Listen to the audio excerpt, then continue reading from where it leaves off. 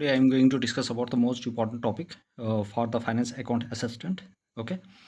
जिसने अभी तक सब्सक्राइब नहीं किया है तो आप जाके सब्सक्राइब कीजिए और लाइक कीजिए और शेयर कीजिए अपने फ्रेंड्स तक जितना हो सके. ओके. इससे पहले मैंने जो भी मैट्रिक्स ये वेक्टर्स वाला चैप्टर पूरा मैं कंप्लीट करवा चुका हूँ 9 लेक्चर्स में. ठीक है, आप जाके एक बार देख लीजिए इसी चैनल पे विजिट करके. ओके. दिस इज़ द ये हमारे पास अब नेक्स्ट चैप्टर है मैट्रिक्स और इसके बाद डिटरमिनेंट होगा. ओके. तो ये मैं बेसिक्स से लेकर एडवांस तक पूरा कंप्लीट करूँगा. ओके. तो और एनसीईआरटीज़ प्लस और एडवांस लेवल. ओके. तो मैट्रिक्स क्या है? ओके. ये प्लूरल फॉर्म है. सिंगुलर फॉर्म क्या है? ये matrix is an order rectangular array of, जो हमारे पास मैट्रिक्स है ये एक ऑर्डर है rectangular array of numbers or functions. Number of function का एक क्या है हमारे पास है, ये ऑर्डर्ड रेक्टेंगुलर एरे है, मतलब कि अरेंजमेंट है एक किस्म का. ओके. एरे क्या होता है? It is an arrangement. ठीक है, किसी चीज़ का अरेंजमेंट करना, that is the matrix. Okay. तो ये matrix is an ordered rectangular array of numbers or functions. अब हमारे पास इसमें क्या होता है? रोज और column. Elements are arrange in ये हॉरिजेंटल मैनर. जो एलिमेंट्स है उसको हम किस तरह से अरेंज करते हैं? हॉरिजेंटल. ओके. जो भी हॉरिजेंटल ऐसे चीज़ें होती है ऐसे, ठीक है, वो हमारे पास होते हैं रोज़. ठीक है, किससे डिनोट करते हैं? एम से. याद रखना है, denoted by m, small M.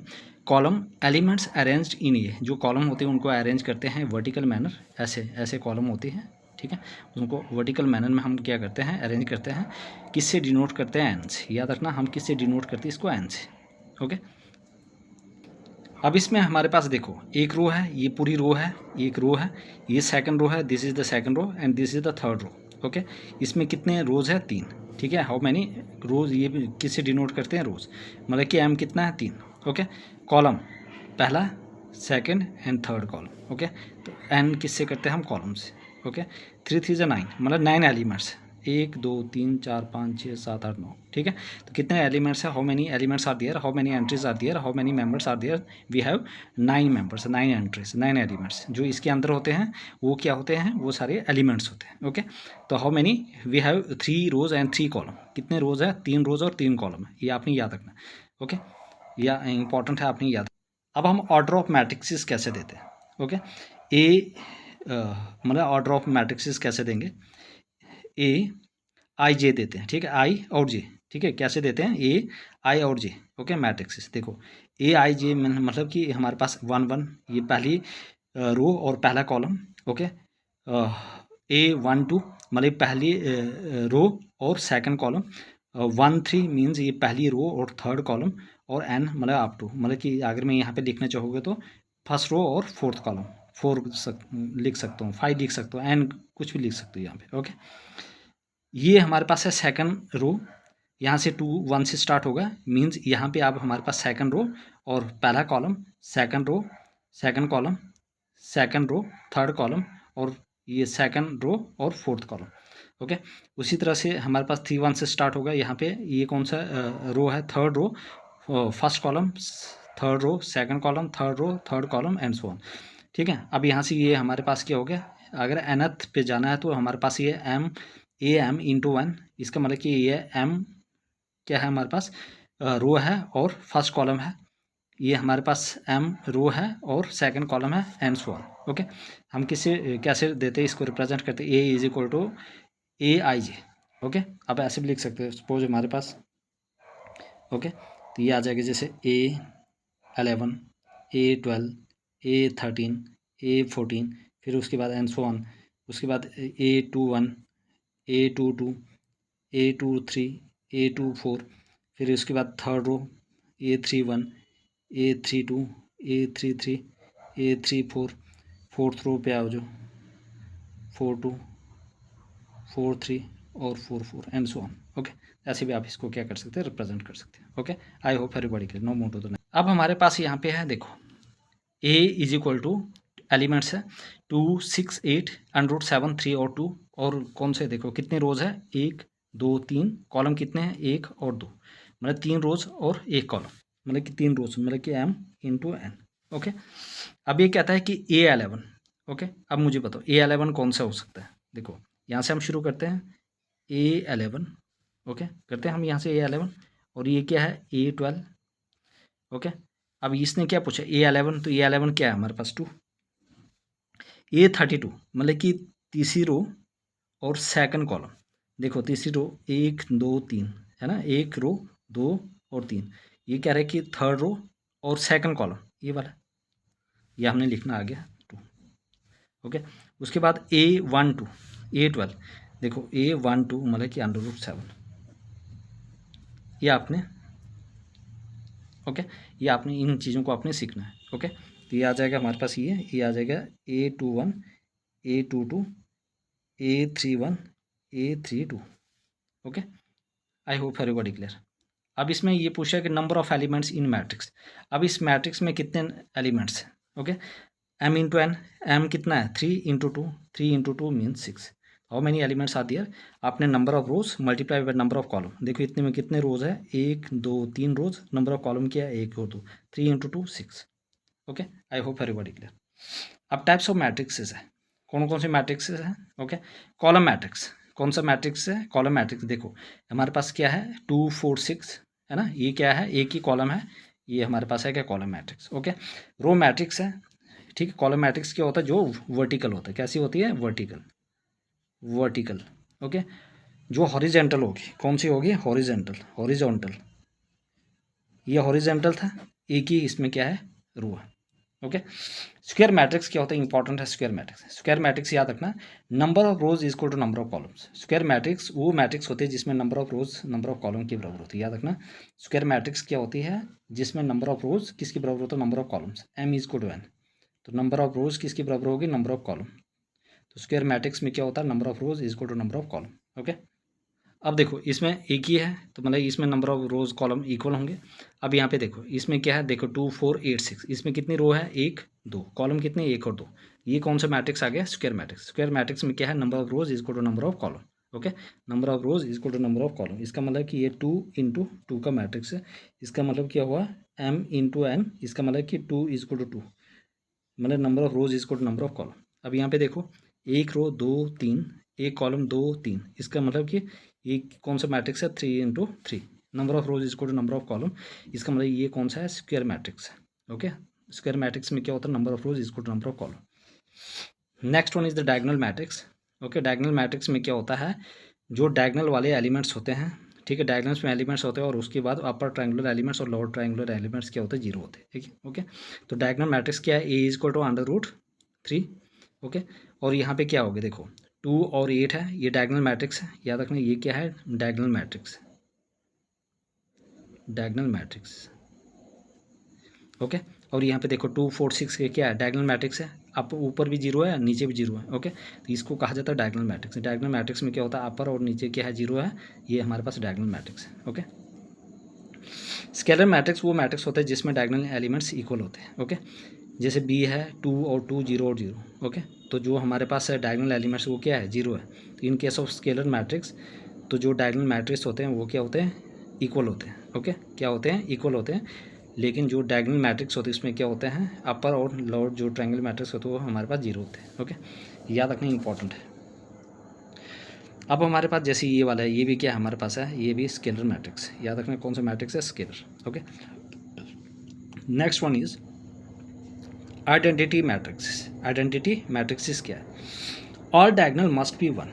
ठीक है, इसमें जितने भी जो डायगोनल है वो एक के बराबर है, यूनिटी मतलब कि एक ही, मतलब कि आइडेंटिटी मैट्रिक्स होता है जिसमें जितने भी डायगोनल एलिमेंट्स होते हैं वो क्या होते हैं? 1 के बराबर है और सारे जीरो होते हैं। ओके, तो डायगोनल एलिमेंट्स क्या होते हैं? 1 होते हैं और 0 होते हैं। ओके, जीरो मैट्रिक्स क्या होता है? All element must be zero, इसमें जितने भी एलिमेंट्स होते हैं वो क्या होना चाहिए? जीरो होना चाहिए। तो इसमें सारे एलिमेंट जो होते हैं वो जीरो होते हैं। आई होप एवरीबॉडी क्लियर। तो स्केलर मैट्रिक्स में डायगोनल मैट्रिक्स इक्वल होते हैं। ओके, डायगोनल मैट्रिक्स में क्या होता है? अपर और लोअर ट्रायंगुलर जो वो एलिमेंट्स होते हैं जीरो होते हैं, लेकिन डायगोनल मैट्रिक्स जीरो नहीं होते। ओके, याद रखना। और आइडेंटिटी मैट्रिक्स में जो डायगोनल मैट्रिक्स 1 1 होते हैं और सारे जीरोज होते हैं, और जीरो मैट्रिक्स में सारे एलिमेंट्स ही जीरो होते हैं। ओके, नेक्स्ट इक्वल मैट्रिक्स क्या है? Two matrices A and B are equal if each element of A is equal to the corresponding elements of B। दो मैट्रिक्सेस इक्वल होंगे, two matrices A and B are equal, दो matrices A और B जो है वो equal होंगे if each element of A is equal to the corresponding elements of B। इसमें हर एक एलिमेंट्स जो है वो क्रॉसपोंडिंग एलिमेंट्स के बराबर होंगे और उनका ऑर्डर भी सेम होना चाहिए। Also they have the are of same order, also they are of same order. Okay, जैसे 2 है 2 है, देखो अब यहाँ पे ये इक्वल मैट्रिक्स किसमें होंगे, देखो एलिमेंट्स भी सेम होना चाहिए और ऑर्डर भी सेम होना। देखो 3 ये है 3 है, क्रॉसपोंडिंग एलिमेंट्स क्या होना चाहिए, इक्वल होना चाहिए।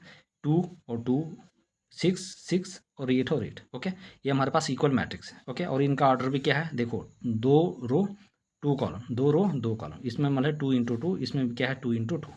ओके, फॉर यहाँ पे देखो 3 6 2 8 3 8 2 8, देखो ये चलो ठीक है, ये 2 का 2 8 का 8 3 का 3 और 6 का 8, तो ये हमारे पास इक्वल मैट्रिक्स नहीं है।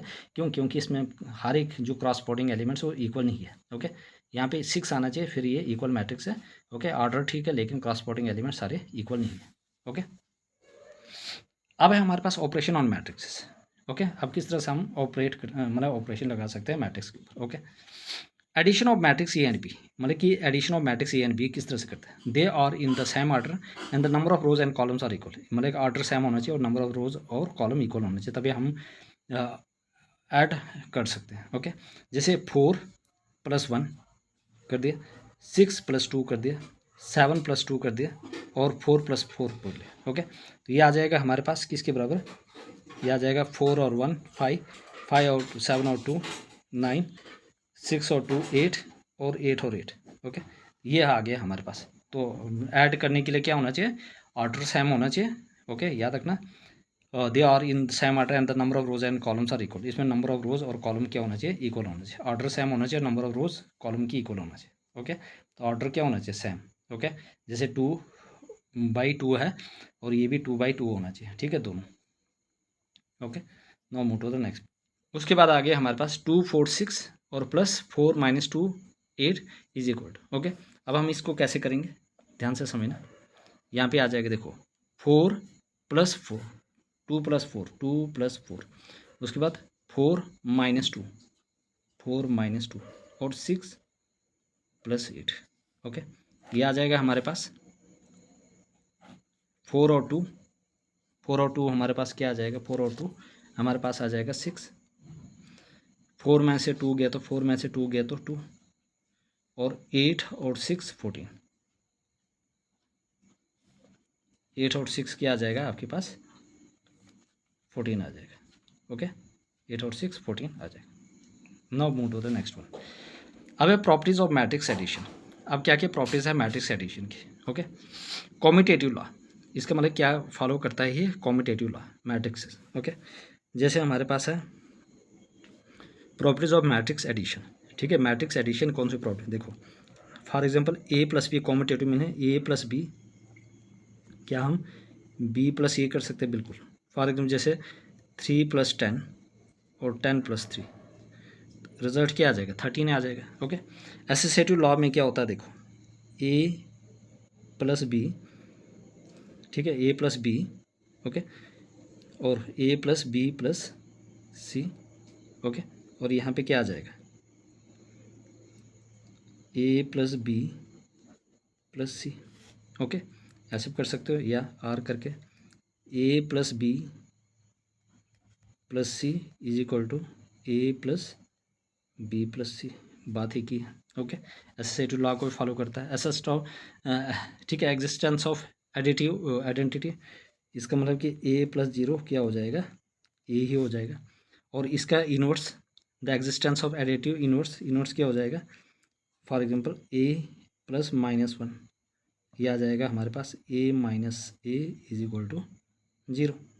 Okay, operation on matrix, multiplication of a matrix by a scalar, जब हम किसी मैट्रिक्स को किससे मल्टीप्लाई करते हैं, स्केलर से। देखो ये मैट्रिक्स है 2 4 6 8 और हम किससे मल्टीप्लाई करें 2 से, तो क्या आ जाएगा, देखो ये आ जाएगा हमारे पास 2 से मल्टीप्लाई किया है तो 2 2 = 4, फिर इस 2 से मल्टीप्लाई किया है तो 4 2 = 8 और 6 2 = 12 और 8। ओके, फॉर एग्जांपल आप कल परसों हमें ये बोलेंगे कि भाई आप इसको 3 से मल्टीप्लाई, 3 थ्राइस ऑफ ये करो, तो क्या करोगे आप, थ्राइस ऑफ ये से, ठीक है, इससे मल्टीप्लाई करने हैं।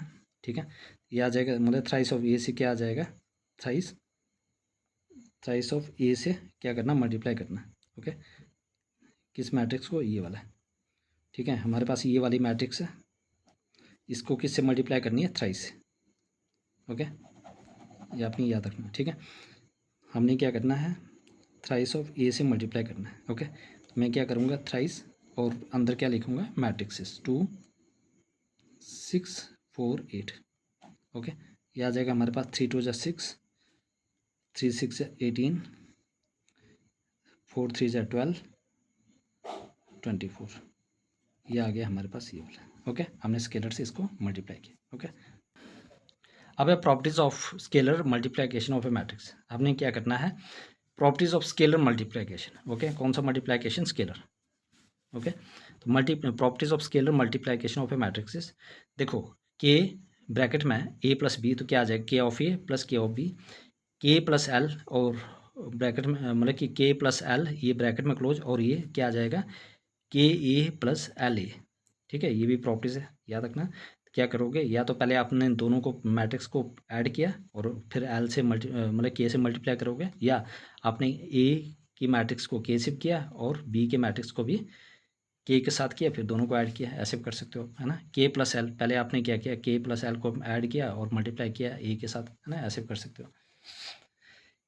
जो के है ये स्केलर क्वांटिटी है। ओके, अब हमारे पास सब्ट्रैक्शन इन मैट्रिक्स। अब सब्ट्रैक्शन के लिए क्या होना चाहिए मैट्रिक्स में, देखो ए दिया है हमारे पास मैट्रिक्स 3 2 8 7 -6 और 2, और बी दिया है 2 8 8 2, उसके बाद आ गया 7 11 और 9 और 22। ओके, अब ए माइनस बी क्या होगा, ए माइनस बी, देखो ए कितना है 3, माइनस बी कितना है, मतलब बी कितना है 8 -8, उसके बाद फिर 2 -2, 8 -7, 7 -11, -6 -9 और 2 -22।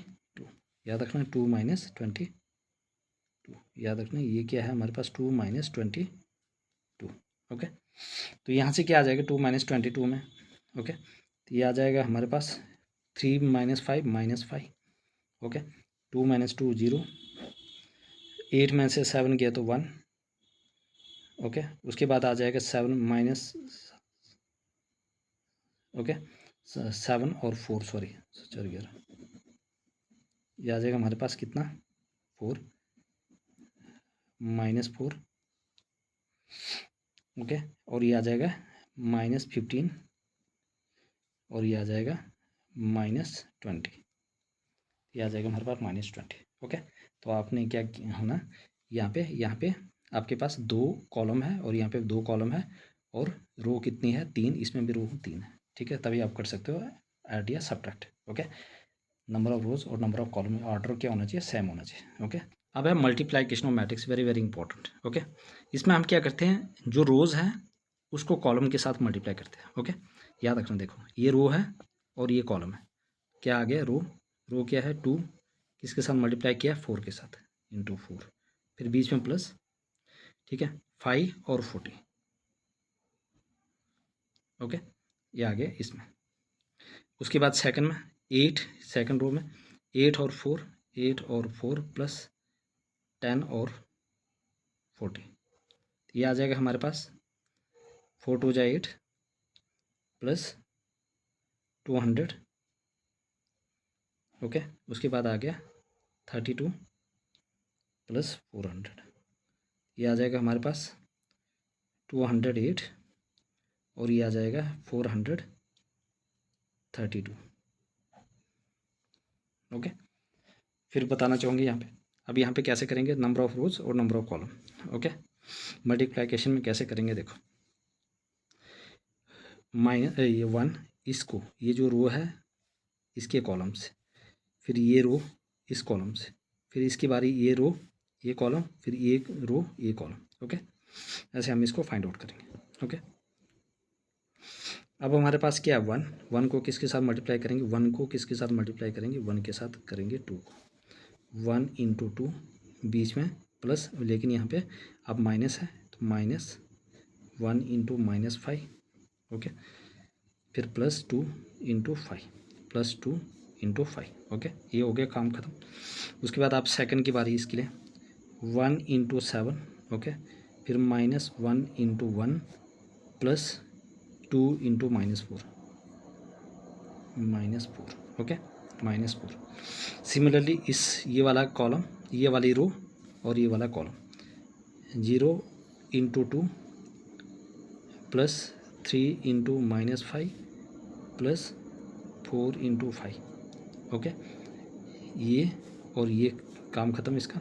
उसके बाद 0 × 7, 0 × 7, फिर 3 × 1 + 3 × 1, 4 × + 4 × -4। ओके, तो यहाँ से क्या आ जाएगा हमारे पास, यहाँ से जो आउटकम आएगा वो क्या आ जाएगा, ध्यान से समझिएगा। 2 × 1 = 2। ओके, फिर माइनस और माइनस प्लस 5 × 1 = 5 + 10, ये आ जाएगा 7 × 1 = 7, -1 -4 × 2 = 8, 4 × -4, 2 × -4, 4 × 2 = 8। ओके, उसके बाद आ जाएगा 2 × 0 = 0, -5 × 3 = 15, 3 × 5 = 15, 5 × 4 = 20, 7 × 0 = 0, +3 -4 × 4 = 16। ओके, तो यहाँ से क्या आ जाएगा हमारे पास, यहाँ से आ जाएगा हमारे पास 10 और 15 2 17, ये आ जाएगा 17। ओके, और यहाँ से क्या आ जाएगा 9, मतलब कि इन 8 और 9, -9 में से 7 गया तो -2। ओके, उसके बाद आ गया 15 में से 20 गया तो 5, और 16 में से 3 गया तो ये आ जाएगा -13। ओके, तो ये आ गया इसका नेट रिजल्ट। ओके, तो हमारे पास क्या आ गया 17, -2, 5 और 13। फिर बताना चाहूँगा कैसे मल्टीप्लाई करना है इसकी रो और इस कॉलम को। याद रखना, ये हमारे पास है रो, ये है हमारे पास कॉलम। ओके, ये रो वाली रो, ये कॉलम। ओके, देखो 1 2 के साथ, फिर -1 5 के साथ, 2 5 के साथ। ओके, फिर उसके बाद सेकंड ये वाला है 1 × 7, -1 × 1, 2 × -4, ये आगे पहले रो में। उसके बाद सेकंड ये वाले रो और ये वाला कॉलम 0 × 2, 0 × 2, 3 × -5, 4 × 5। ओके, उसी तरह से ये वाला और ये वाला 0 × 7, 3 × ये और ये वाला। ओके, ये करने के बाद हमारे पास आ गया ये। I hope everybody clear. Next one is the properties of multiplication of matrix. अब क्या क्या प्रॉपर्टीज है मल्टीप्लिकेशन ऑफ मैट्रिक्स के। एसोसिएटिव लॉ दिखाता है ये ए बी ब्रैकेट में सी और A B C. Okay, A B को मल्टीप्लाई करके फिर बाद में अपने सी के साथ करना है, या ए बी सी, ठीक है, ए को बाहर और बी सी अंदर। ओके, डिस्ट्रीब्यूटिव लॉ बाई, देखो ए और बी प्लस सी, ठीक है, ये आ जाएगा A B plus A C, A B plus A C. The existence of the multiplicative identity, I A is equal to A I is, चाहे आप आई ए करो वो आ गया ए आई के बराबर is equal to A. Okay, ये आ गया आइडेंटिटी मैट्रिक्स। अगर जब भी आप आइडेंटिटी मैट्रिक्स से मल्टीप्लाई करोगे आप ए मैट्रिक्स के साथ, तो ये आ जाएगा ए ही आ जाएगा। ओके, अब ट्रांसपोज ऑफ ए मैट्रिक्स क्या है, ए डैश। ओके, इसको कहा जाता है ट्रांसपोज। देखो ट्रांसपोज का मतलब क्या है, interchange of rows and column. अगर आप जब रोज और कॉलम को क्या करते हैं आपस में इंटरचेंज करते हैं, तो वो हमारे पास है ट्रांसपोज ऑफ ए मैट्रिक्स। तो ट्रांसपोज में हम क्या होता है, interchange of rows and column. Okay, जैसे हमारे पास है ए, ये कोई मैट्रिक्स है। ओके, 2 4 6 4 2 8, ठीक है, तो इसको ए डैश कैसे करेंगे, देखो ये वाली जो रो है ना, ये वाली जो कॉलम है इसका रो बना देंगे 2 4 6। ओके, और इसको भी 2 4 8, इसको ऐसे करना, ठीक है। जैसे सपोज एक दूसरा लेते हैं, ए 1 2 4 3 5 7 1 2 3। ओके, अब इसका हम क्या निकालते हैं, ट्रांसपोज, ए ट्रांसपोज। तो रो को किस में करना है, कॉलम में। देखो ये हमारे पास है कॉलम है, इसको क्या करना है रो में। 1 2 4 1 2 4, ये 3 5 7 1 2 3 1 2 3, ये आपने याद रखना, इंपॉर्टेंट है। अब हमारे पास properties of a transpose. Transpose की क्या क्या प्रॉपर्टी, अगर ए डैश ए ट्रांसपोज करोगे तो क्या आ जाएगा, ए ही आ जाएगा। याद रखना, ए ट्रांसपोज करोगे तो ए ही आ जाएगा। सपोज आप लोगे, जैसे हमारे पास ए कोई मैट्रिक्स है 1 2 4 6। ओके, मैंने इसका क्या किया, ट्रांसपोज किया। ओके, तो ट्रांसपोज किया तो क्या हो गया कॉलम का रो बनेगा। ओके, इस कॉलम है, इसको रो में देख लो 1 और 2, फिर 4 और 6, 4 और 6। ओके, अब मैं इसका दोबारा से ट्रांसपोज करता हूँ।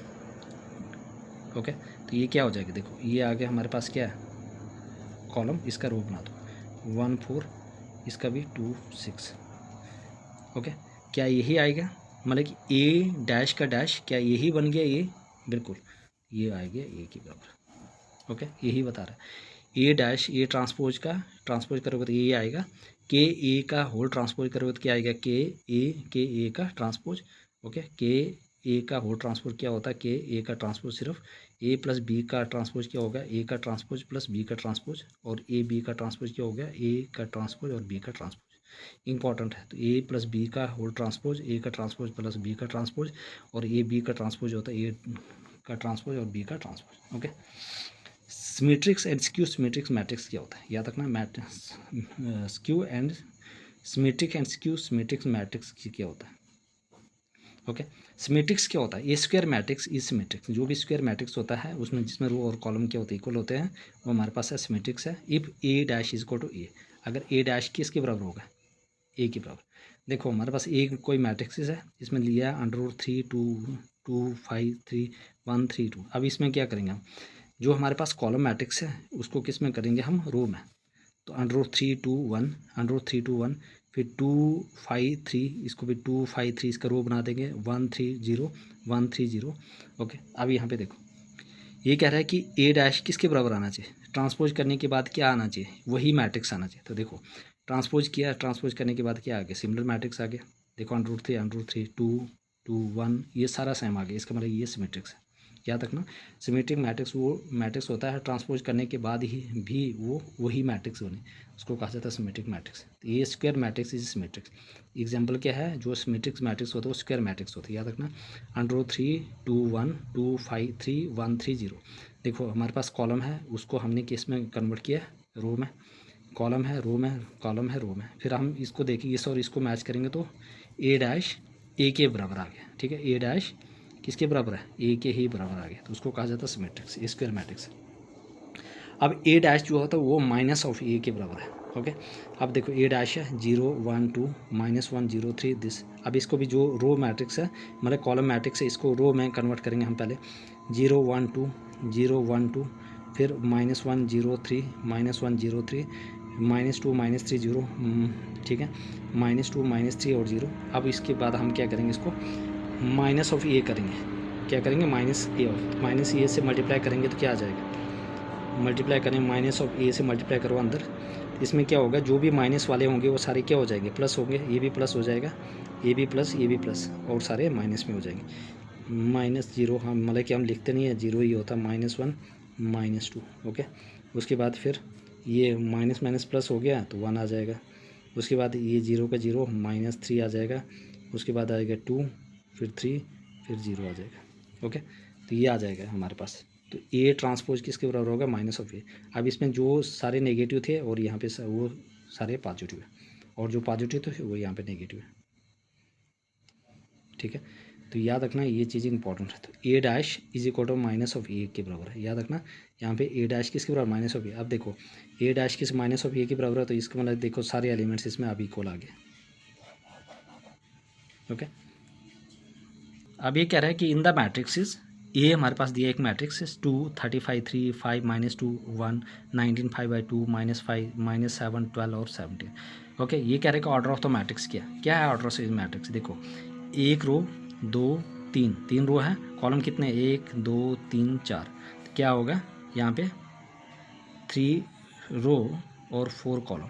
इसका मतलब कि रो कितनी है, रो हमारे पास है 3 है, कॉलम कितने हैं हमारे पास 4, 3 × 4 इसका ऑर्डर आ गया। ओके, याद रखना, एक कॉलम 2 3 4।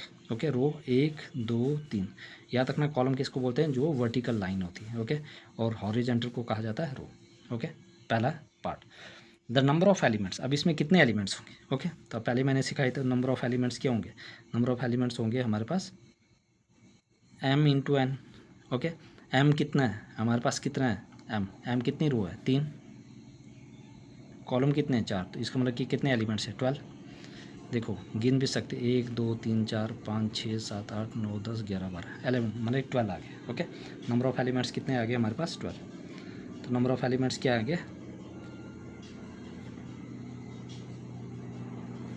ओके याद रखना, ठीक है। नंबर ऑफ एलिमेंट्स क्या आ गया हमारे पास 12। तो यहाँ पे लिखना था नंबर ऑफ एलिमेंट्स क्या आ गया m इंटू एन, वो आ गया हमारे पास 3 इंटू 4, ये आ जाएगा 12 एलिमेंट्स आती है। हाउ मेनी एलिमेंट्स आती है, वी हैव 12 एलिमेंट्स।